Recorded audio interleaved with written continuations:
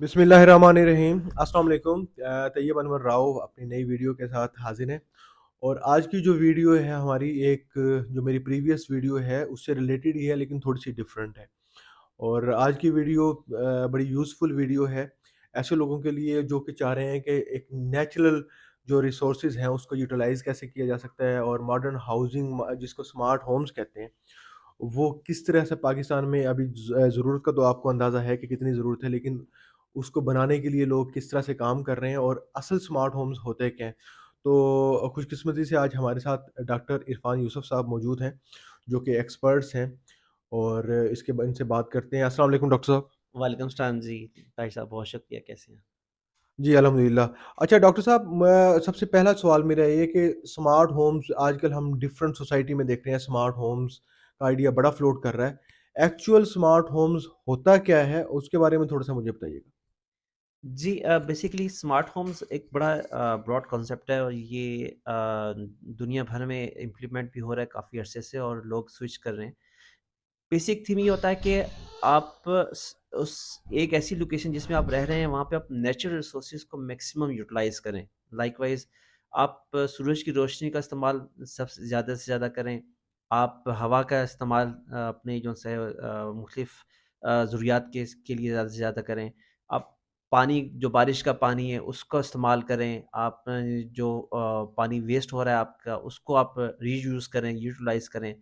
आपका जो बिल्डिंग का जब वेस्ट है, सॉलिड वेस्ट है, उसको मैनेज करें और फिर आप जो-सा है इसकी आर्किटेक्चर ब्यूटीज़ जिसमें ग्राउंडिंग और साथ में ग्रीनरी इस तरह से मैनेज करें कि वो आपके एनवायरनमेंट में एक अच्छा असर डाले। तो ऐसी बिल्डिंग जो कि आपके हेल्थ के ऊपर, आपके आउटलुक के ऊपर और आपकी एनर्जी कैपेसिटी के ऊपर वो अच्छा इम्पैक्ट डाले, वो बेसिकली एक स्मार्ट बिल्डिंग होती है।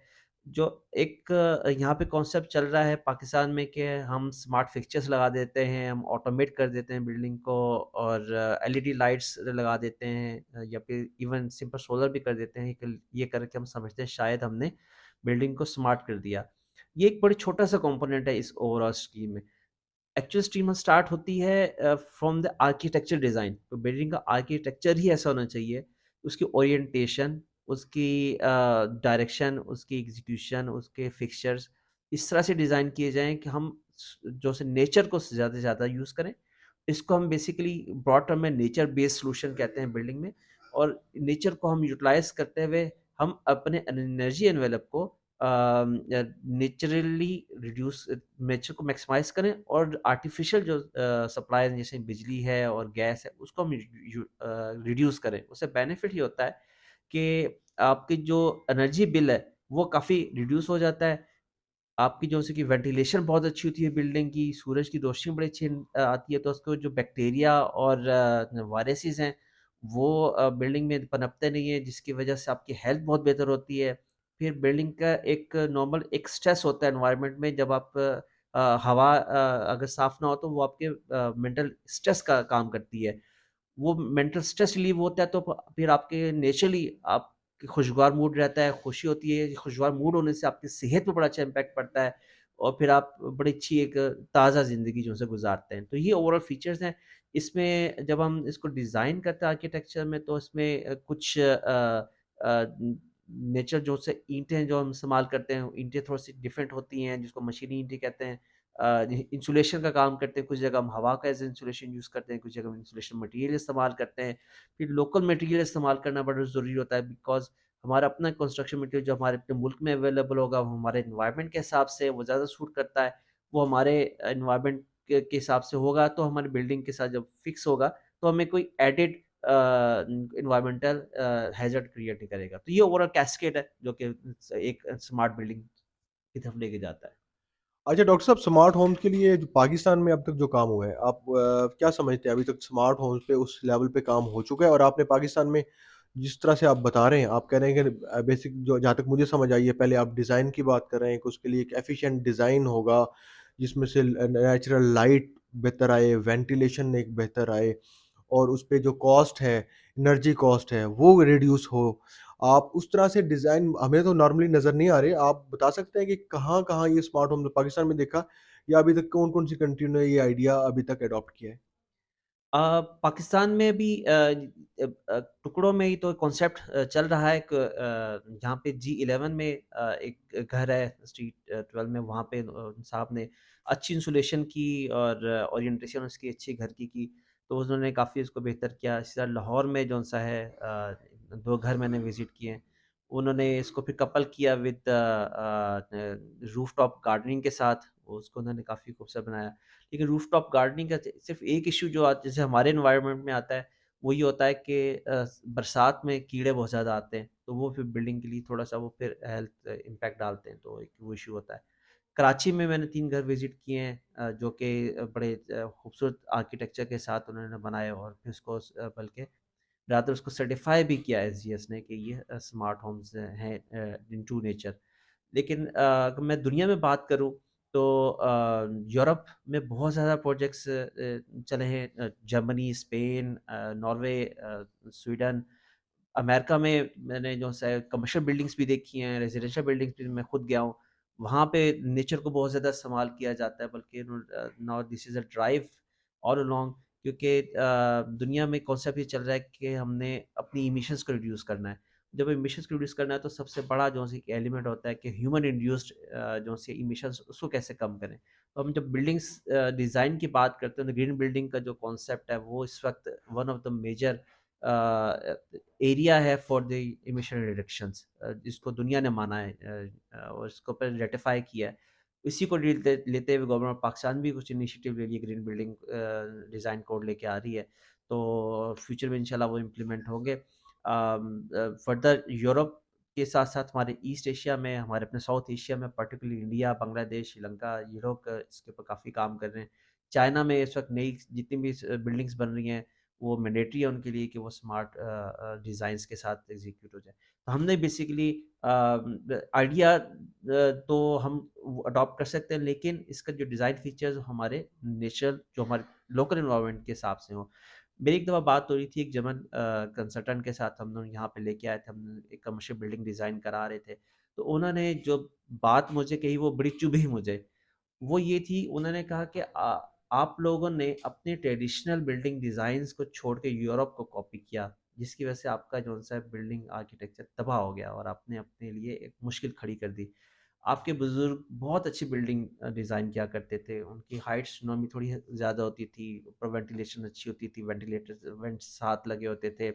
आपका जो हवा का साइकिल बड़ा अच्छा होता था, जिससे बिल्डिंग आज भी अगर हम पुरानी सेक्रेटेरिएट की बिल्डिंग्स देखें या हमारे अपने जो आबा-ओ-अजदाद के जो घर देखें, तो वहाँ पे अभी भी हीटिंग एंड कूलिंग की ज़्यादा रिक्वायरमेंट नहीं होती, जस्ट बिकॉज़ कि वो डिज़ाइन इस तरह से हुए हुए हैं जो कि उस वक़्त हमारी नेचर एनवायरनमेंट के हिसाब से थे। हमने ये स्विच किया ये 70s 80s के बाद और फिर हमने यूरोपियन डिज़ाइंस को हमने कॉपी किया, उसकी वजह से काफ़ी खराबी हुई। अब हमें ज़रूरत है कि दोबारा से अपने जो ट्रेडिशनल चीज़ें उनको हम लेके आएँ दोबारा से और जो नेचर बेस्ड सॉल्यूशंस को लेके आते हुए और स्मार्ट बिल्डिंग्स को लेके चलें। अच्छा डॉक्टर साहब, आखिरी मेरा क्वेश्चन ये है कि ये स्मार्ट होम्स का आइडिया तो नाम से बड़ा अट्रैक्टिव है। अभी तक इस आइडिया पे लोगों का रिस्पॉन्स आपको कैसा है? मतलब जिन लोगों से जिस तरह से आप काम कर रहे हैं और स्मार्ट होम के लिए बताएं, तो आपको ओवरऑल रिस्पॉन्स अगर मैं आपसे पूछना चाहूँ तो लोगों का रिस्पॉन्स स्मार्ट होम्स के बारे में कितना है, वो ज़रा मुझे बताइएगा। जी, मेरी मुख्तलिफ़ कैस्केड्स में मुख्तलिफ़ लोगों से बात हुई है। जैसे कुछ आर्किटेक्ट्स हैं, आर्किटेक्ट्स तो बहुत ही एंथुसियास्टिक हैं इस कॉन्सेप्ट के साथ। रादर एनसीए के 4 आर्किटेक्ट्स ऑलरेडी लाहौर में काम कर रहे हैं। उन्होंने बिल्डिंग डिज़ाइंस के ऊपर काम शुरू कर दिया हुआ है और एक घर भी जो सर्टिफ़ाई कराया था, एसएसआई सर्टिफ़ाइड है और वो लोग विज़िट भी कर सकते हैं। इसी तरह मेरी बिल्डर से बात हुई है, बिल्डर्स भी बड़े कन्विंस्ड हैं कि ये चीज़ होनी चाहिए और इन्वेस्टर्स भी कहते हैं कि ये हमारी नीड्स है, हमारी फ्यूचर की रिक्वायरमेंट है, हमें इसे स्विच करना चाहिए। एक अच्छा ब्रेक थ्रू मिल गया तो और बिल्डर्स इस तरह बड़ी क्विकली स्विच हो जाएँगे। जिस तरह से हमारे जो आजकल डेवलपमेंट चल रही है रियल एस्टेट में, तो इसके बाकायदा तौर से बहुत सारे चांसेज़ हैं। फिर जो हाई एंड कस्टमर है, जो थोड़ा-सा पढ़ा-लिखा है, जिसको समझ में आती है कि इससे जब एनर्जी हम एनवेलप कम करें तो इसका मतलब है कि उसका जो एनर्जी का बिल है लॉन्ग टर्म में कम हो रहा है और इसकी जो पे बैक बिल्डिंग का वो जल्दी आ रहा है। तो वो जब एक बंदा सोचता है समझता है तो वो बड़ा इंटरेस्ट लेता है कि हाँ यार ये तो लॉन्ग टर्म में बड़ा बेनिफिशियल है पर्टिकुलरली जब उसके हेल्थ बेनिफिट दिखते हैं, जब उसकी यूटिलाइज़ेशन, हम डिफरेंट नेचुरल रिसोर्सेज़ की बात करते हैं, तो एवरीबॉडी अट्रैक्ट्स कि यार आइडिया तो अच्छा है। लेकिन एक इम्प्लीमेंटेशन हर एक देखना चाहता है, आँख से देखना चाहता है कि कोई चीज़ लगी है, कोई बनी है, बना के कोई दिखाए। तो उसकी उसकी तरफ हम आजकल कोशिश कर रहे हैं कि हम एक प्रोटोटाइप, एक ऐसा बिल्डिंग स्ट्रक्चर जो कि खड़ा और हम लोगों को दिखा सकें कि दिस इज़ रियल थिंग है, ये यही होना चाहिए, ये हो सकता है, इसको हम स्मार्ट कहते हैं, ये ग्रीन बिल्डिंग है। तो इंशाल्लाह बहुत जल्द उस तरफ भी हम आपको दिखाएँगे कि सर्टिफ़ाइड ग्रीन बिल्डिंग खड़ी हो और फिर उसको हम फिर पूरे पाकिस्तान में रेप्लिकेट करना चाहेंगे। अच्छा डॉक्टर साहब, इसमें जैसे आपने बताया कि पूरे पाकिस्तान में इम्प्लीमेंट वाला, ज़ाहिर बात है आपने काम तो स्टार्ट कर दिया होगा। कोई इंटरनेशनल लेवल पे कुछ ऐसी फोर्सेस हैं जैसे कि आप वर्ल्ड बैंक कर लें या दूसरे लोग कर लें, वो इस किस्म के जो इन्वायरमेंट को बेहतरी के लिए या स्मार्ट होम्स के लिए कुछ काम अभी उनके पास है, कुछ ऐसी चीज़ें कि जो लोगों को भी एक चीज़ का ट्रस्ट हो कि जी इतनी बड़ी इसमें जो वर्ल्ड बैंक है वो काम कर रहा है, और आप अगर ये वर्ल्ड बैंक काम कर रहा है तो आप देखेंगे कि आइंदा कुछ दिनों में ये लोग बड़ा बेशुमार लेवल पे इस पे घर की इस किस्म की तामीर जो है स्टार्ट हो जाएगी। तो इसके बारे में ज़रा थोड़ा कॉन्सेप्ट क्लियर कीजिएगा। जी, तो मैं यहाँ से स्टार्ट लूँगा कि सबसे पहले गवर्नमेंट का इंटेंट क्या है, बिकॉज़ गवर्नमेंट अपना इंटरेस्ट शो करती है, तो बाकी जो मल्टीलेटर्स वो भी जो है ना वो सिर्फ गाइड करने के लिए आ जाते हैं।